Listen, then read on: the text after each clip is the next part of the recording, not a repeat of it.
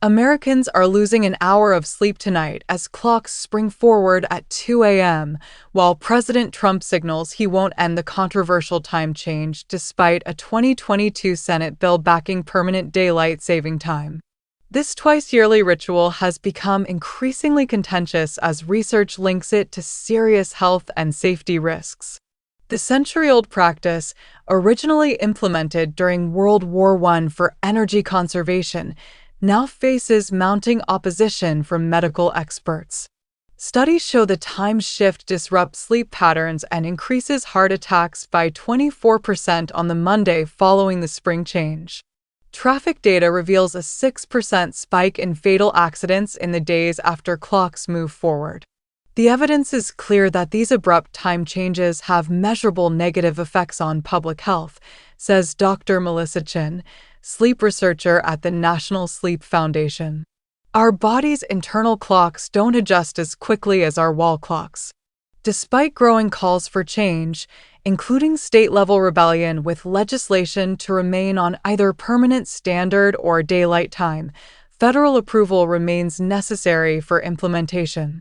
Arizona and Hawaii already don't observe daylight saving time, while 19 states have passed legislation to make daylight saving time permanent if federal law permits.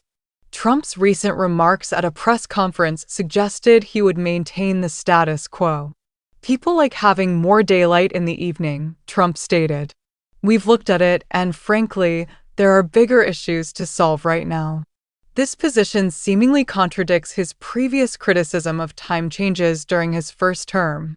The Sunshine Protection Act, which unanimously passed the Senate in March 2022 but stalled in the House, would have made daylight saving time permanent nationwide.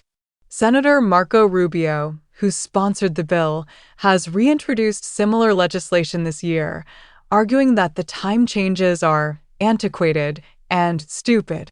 Economic impacts of the time shift are also significant.